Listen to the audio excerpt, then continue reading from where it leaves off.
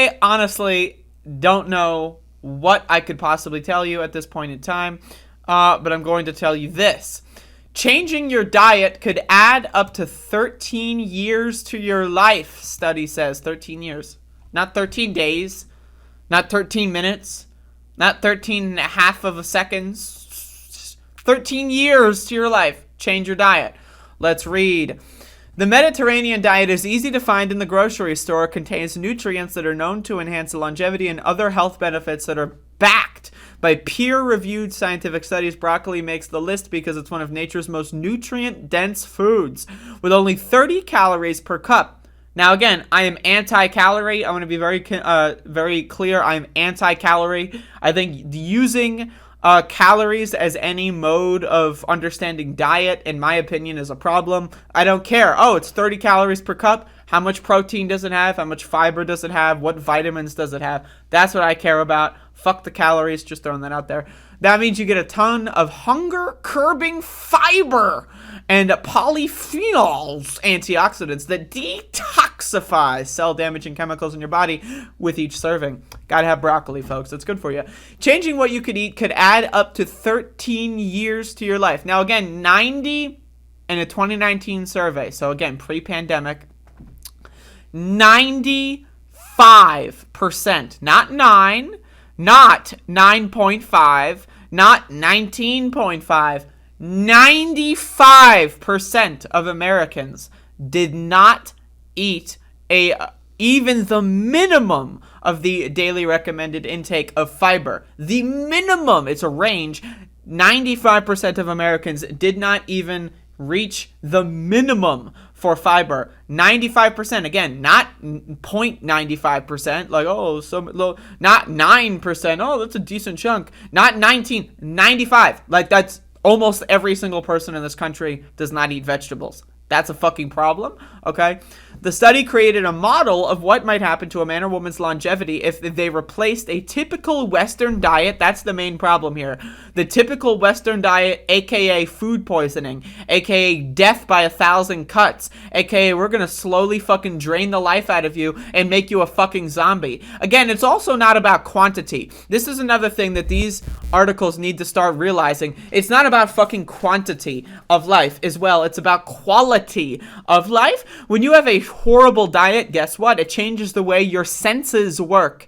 You know, you ever get tired and like you can't really tell if you can see like a shadow man or if it's just like a light being off in the other room, right? You know, you start hallucinating when you're tired, right? Like that also happens when you don't eat properly, when you do not have a well-balanced diet. You get brain fog, you have reduced capacity for logical thinking, right? So it's not just quantity of life. 13 years is a long time, right? But it's not just quantity, it's also quality, right? The Western diet is supposed to make you a zombie, a non-thinking creature that just goes to work every day, runs the machines, keeps the system going. You go home, you drink your six-pack and eat your fucking steak, and you go the fuck to bed and you wake up and do it all over again. You're a zombie. You're locked in place. That's what the Western diet tries to do. So again, just throwing that out there. Focused on red meat and processed foods with an optimized diet focusing on eating less red and processed meat and more fruits and vegetables, legumes, whole grains, and nuts. If a woman began eating optimally at age 20, she could increase her lifespan by just over 10 years.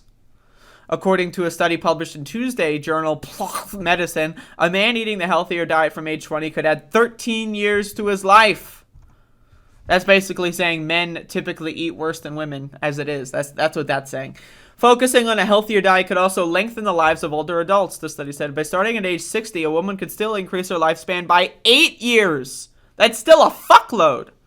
Men starting a healthier diet at age 60 might add nearly 9 years to their lives. So you start at 60 plus 9, all right? A plant-based eating style could even benefit 80-year-olds. The study said men and women could gain about 3.5 years of extra life from dietary changes.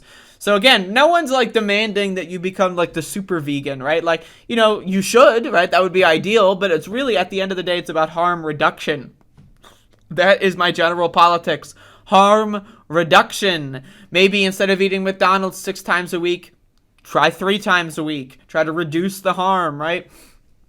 The notion that improving diet quality would reduce the risk of chronic disease and premature death is long established, and it only stands to reason that less chronic disease and premature death means more life expectancy. Katz, the president and founder of the nonprofit True Health Initiative, a global coalition of experts dedicated to evidence-based lifestyle medicine, has published research on how to use food as preventative medicine.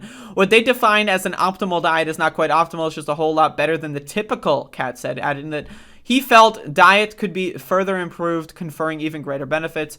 You can read the rest of this. Red and processed meat. Eating less red and processed meat, such as bacon, sausage, and preserved deli meats, was a link to longer life. Hashtag, stop fucking eating the fucking meat, you motherfucker. God damn. Doesn't even taste good. Replacing red and processed meats with lean poultry, fish, and plant protein is one way to improve a diet quickly, experts say. Plant proteins include soybeans, edamame, chickpeas, lentils, and other legumes, tofu, tempeh, nuts, seeds, and whole grains like quinoa. Some vegetables like broccoli also contain higher levels of protein. Broccoli is, again, better protein than steak. People are going like, damn, my goddamn. What are you, Hank Hill, motherfucker? What are you, a goddamn cartoon character? You know, King of the Hill is a fucking satire show, motherfucker. Like, when they all have the characters eating steak every day, that's supposed to make fun of the concept. You're a fucking cartoon. You're a loser. Quit your fucking steak. Quit your fucking, I'm gonna eat my salami. Fuck your salami. Choke on some salami, you goddamn whore. How to improve your diet? Just eat a fucking vegetable for once in your goddamn life. Anyway, so that's 95% of Americans do not do this. And you ever wonder why life expectancy goes down in this country? It's because Americans don't know how to fucking feed themselves.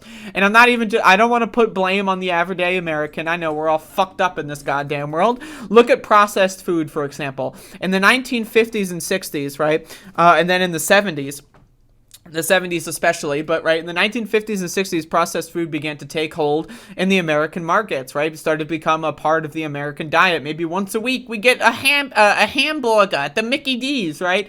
Then in the 70s, this shit started getting massively subsidized, right? Like fast food became a lot cheaper, processed food became a lot cheaper to produce, a lot cheaper to buy, right? And it opened up Americans to maybe, I don't know, get a second job. You ever wonder why Americans all have two fucking jobs now? Why Americans are working 17 different fucking jobs? It's because the fucking fast food and processed food, quick and easy, horrible for you diets, right, basically opened up Americans. They don't need to fucking spend 3 hours a day cooking. You can get your food in little protein bars now. I mean, protein bars are better than most of the shit people eat, let's be honest, right? But again, from the societal angle, this food has been subsidized, right? They're always given tax breaks, they're always given help, right? You can, pop up any of these chains and basically just run every other business out.